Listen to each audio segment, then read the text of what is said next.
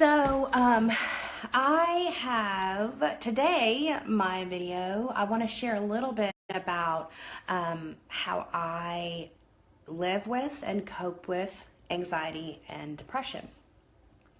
You all have heard me talk a lot about it, and I don't share that for any sort of sympathy, but because I know that a lot of women and men deal with this regularly also, and that I have friends sharing with me all the time about their own personal struggles with it. And I know that one of the biggest problems with mental illness, anxiety, depression in our nation is that we are quiet about it, that we don't share about it, that we don't reach out, that we don't talk about it with our friends.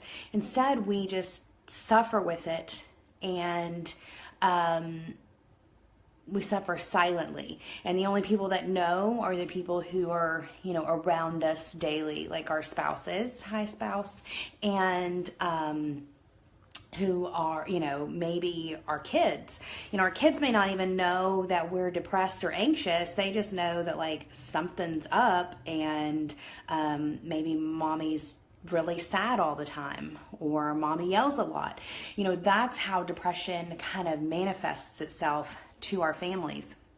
And so, because we have still, it's crazy to me, we still have this stigma about anxiety and depression that makes us think that we need to just deal with it, just get over it, that it's going to, that somehow if we just ignore it and don't pay attention to it, that we will suddenly be cured, right? But that doesn't work with any other illness. That doesn't work with cancer, or diabetes. Sorry, I have a hair in my mouth. Or diabetes, or even an infection. It doesn't work to just ignore it. So why do we feel like with depression that we can just ignore it and that it will just go away, right? So it's a struggle, because the struggle for me has always been acknowledging the feelings, acknowledging the, depression is more than sadness, but acknowledging those deep, dark feelings without living there, without staying there, without getting caught up in it. So acknowledging what is happening without being kind of pulled down by it, right? So one of the things that has really worked for me has been journaling. Just being really honest and open and raw about my feelings, not making myself, just writing, just sitting down with the journal and just writing out exactly how I'm feeling. Because sometimes things come out on the paper that you don't even know that you were really thinking that were really there. Just kind of being like, okay, for like 10 minutes, I'm going to just scribble really fast on this paper. Everything I'm thinking, everything I'm feeling, my worst fears, those worries, those anxieties, the sadness, the things that are bringing me down. I'm going to write about it. And because then I think I can go back and I can look, and a lot of times those things that I'm like the most anxious about are really kind of like not rational, right? But anxiety isn't really rational. Anxiety isn't something that like you can say makes sense necessarily. When you have anxiety, you worry about every single possible thing that can and could and should and might go wrong. And it isn't always rational. And so it's kind of overcoming that and recognizing that it's not rational, acknowledging that there might be a deeper meaning to that anxiety or that depression. So journaling is one of the things that I do. The other thing that I do is exercise. And for me, I get it. A lot of people are like, the last thing I want to do is exercise. And I totally get that, because that is where I have been, where I am still sometimes, where I still go, that place I still go to. But I know that, 3 years ago, I was in the deepest, darkest place I had been in a really long time. And I had a 4-year-old at home with me, and I barely could get out of bed. I didn't want to get out of bed. I wanted to cry all day. Well, I didn't want to cry, but that's like all I could do was cry all day. And I was like so looking forward to his nap time so that I could sleep again. And it was hard to get things done around the house, and meals still had to be cooked, and my other child needed to be taken care of. And I didn't want to do any of it because I was so dang depressed. So exercise was something it was like the last thing on my radar, right? Like I was like, how is exercise going to make me feel better? But then you reach a point sometimes in your depression where you're like, I need to just try something, anything. Like I'm so hopeless and helpless and down and feel so lost that like anything, right? And so that friend reaching out a hand and saying, here's this program you can do at home. I thought, okay, because there was no way that my anxiety was going to let me step into a gym. Too many people, too smelly. And I know that sounds ridiculous, but like, it was just like too much. The lights, the smells, the sounds, like it was like too much for my anxiety. I just really didn't enjoy gyms. And so there was no way that was going to happen. So I tried it. And the first program that I did was a Pilates yoga based program. And I now see how that was like the perfect place for me to start, because it really helped me, like as I was moving and stretching and flexing and doing push-ups and doing lunges and getting into those yoga poses. I was, you work on the breathing and you focus on your breathing. And it's like in that 30 minutes, I could really feel my anxiety and my depression kind of lift. And did it come back when it was over? Sure. But like that high that I was on from the sweating and the endorphins and the things that happen when you exercise would flood me, and they would, like, the effects of that would last longer and longer each time. And I really used that time. It was like my time for me. And it was also helping me, sort of the same way I said with journaling, was helping me work through like all of that stuff as I was sweating and lunging and doing push-ups. My brain was just sort of like working through it all. And those endorphins really do work. It's like magic, except not, because it's science. And I really did start to feel that, hi Marissa, hi Laura, hi Morgan, hi Heather. I really did start to feel better. It still wasn't the cure-all, because I don't think any one thing for any of us who've lived with depression and anxiety can say that like, oh, it's that one thing that did it, right? Not at all.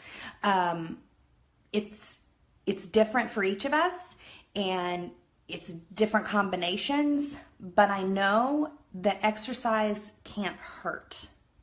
I know that exercise is one thing that can work for all of us who are dealing with it. It certainly can't hurt us. It isn't going to make you more depressed, right? Or more anxious. I mean, I just don't know how that would be possible. The other thing I did, hold on. A little late getting my breakfast in today. The other thing I did was start cleaning up our food. We were eating a lot because we're a family on a budget. And I was trying to, like, it seemed like I couldn't cut money from like anywhere else. So I was cutting it from our food budget. And I know a lot of you, I've been a single mama, and I know, and a lot of you who, maybe you're not a single mom, but you still are on a strict budget. I was eating a lot of processed food. My whole family was. We were eating hamburger helper, tuna helper, like a lot of processed food. I mean, probably all of our meals were processed foods. And when I look at what I was spending on this junk compared to what I'm spending now on much healthier, whole, unprocessed food, it's actually really about the same, which is kind of crazy. So that's the other thing I did, was starting to clean up my food. Because food, I'm telling you guys, I know might sound crazy, just like, how's exercise going to help me? How's food going to help me? I started to feel so much better. I just did, because when we put processed food in our bodies, things that we can't even pronounce the names of, it really does start to make you feel icky, right? Like, think about how you feel when you eat a salad versus how you feel when you eat hamburger helper. Like, just think about how your body feels. Well, that also, how our body feels can affect our minds. I had a doctor tell me once, when we were talking to him about my son having some stomach issues, and he said, you have more serotonin receptors in your stomach than you do in your brain.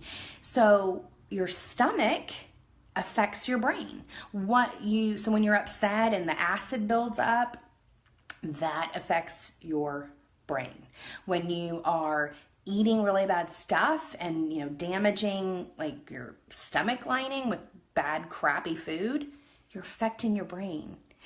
This was crazy to me, because I hadn't really, some of you who might already know that, but for me, that was totally like new. I didn't realize that so much of what we put in our gut, so much of what we take into our body, affects our brain. We know it affects other things, right? Like heart disease, diabetes, digestive issues, even cancer. But did we know that it affects our mental stuff too?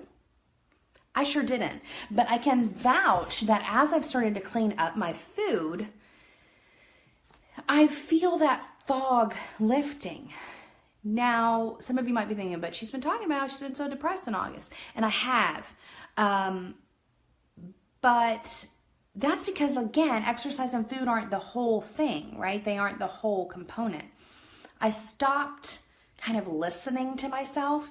I shut my feelings down because it was just too much loss, too much grief, a combination of losing people to death that we really love, and combine that with sending my daughter off to college, which is really exciting. And to be honest, I think it was scarier the build up to leaving her at college than like actually leaving her there, because I miss her terribly. Like, I miss her so, so much.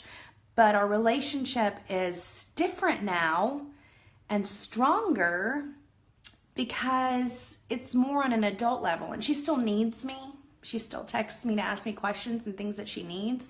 But also we can talk about like the exciting stuff that's on the horizon for her, and seeing that through her eyes has really kind of lifted that. And I think that's part of what's helped me to come out of it this past week or so.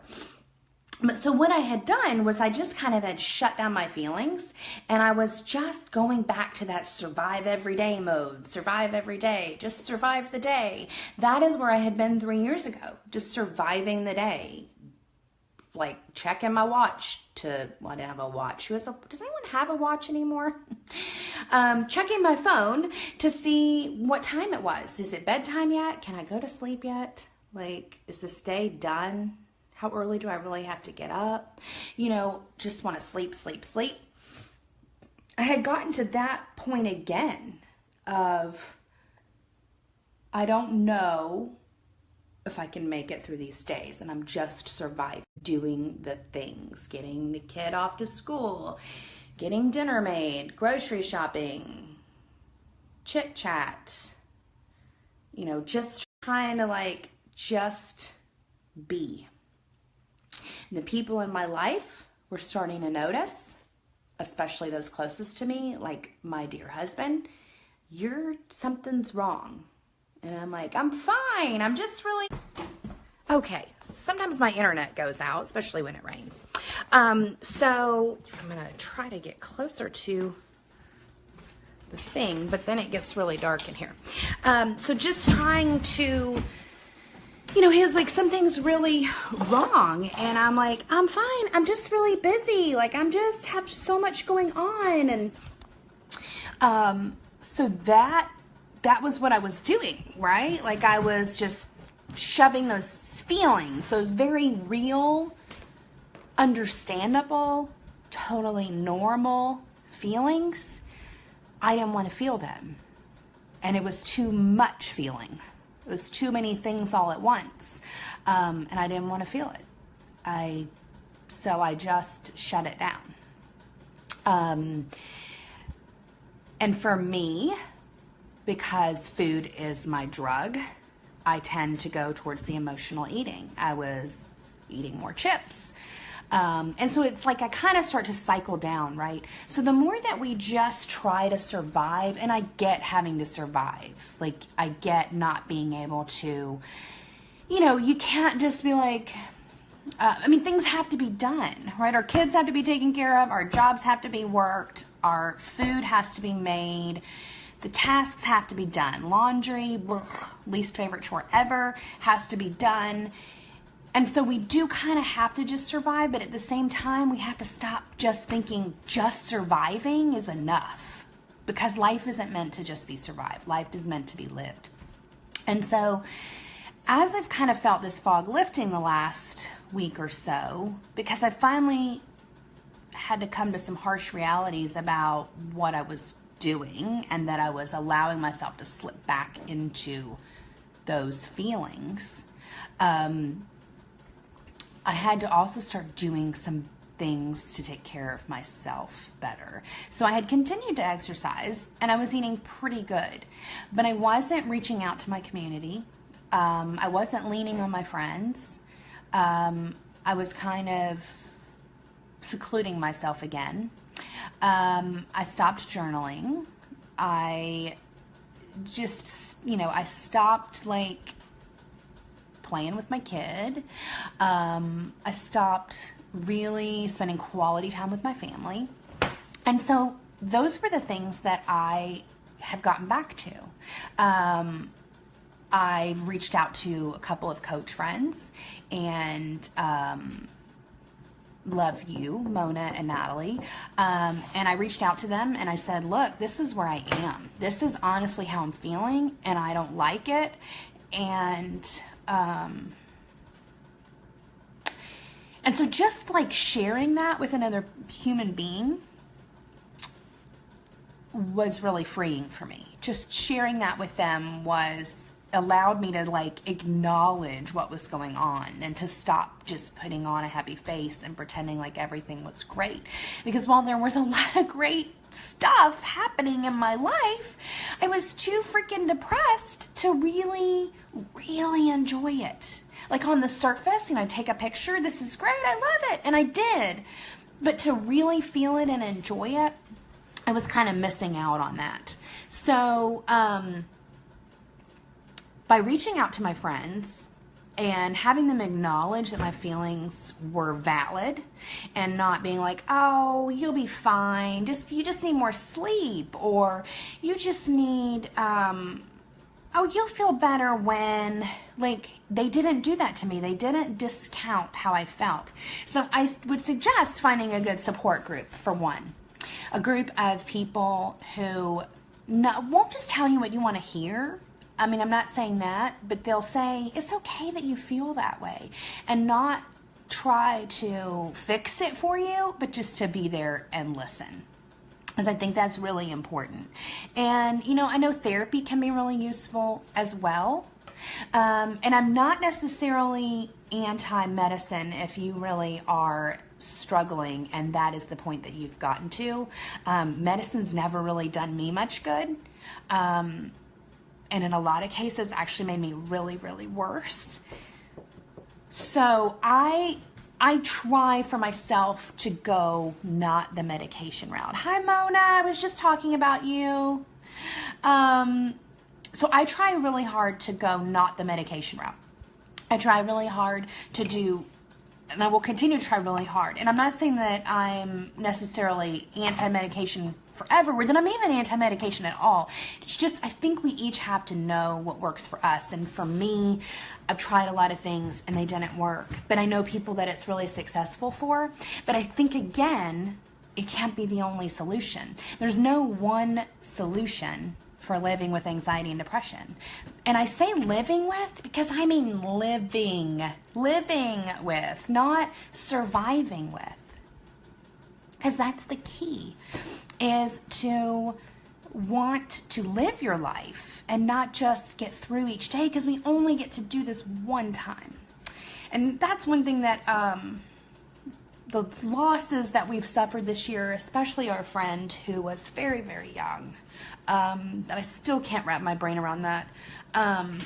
We only get to live this life once. And he really lived his life and loved everyone around him. And so I'm inspired by that. And instead of like sitting around just letting myself spiral down into this depression cycle, because that's what happens for me, and I know for many of you, is like instead of just sitting and letting it happen, I got to take action. And that's really, really hard. And it because it's easier to just crawl into bed and pull the covers over my head and block out the world. That's way, way easier for me. It hurts, but it's easier than doing the work it takes for myself. But I know that we are meant for more than that, right? And that depression really sucks. It really sucks, and anxiety really sucks. And when you're in it, it feels like the world is ending. It feels like you're all alone, but you're not, because there's millions of people living with anxiety and depression who are suffering in silence. And so I just urge you to not be one of those people to suffer in silence. If there's one thing I urge you to do, it's to reach out, find a community, find friends. If you don't have anyone, you can message me. If you really, I'm here to talk to any of you. I can't fix it because I'm not a therapist, but I can listen. I'm a good listener. And so I don't want you to ever feel like you have to be alone or just survive. I want you to live your life and love your life. So let me see. I'm going to go back and read the comments. Oh, thank you, Mona. I have had an anxiety attack.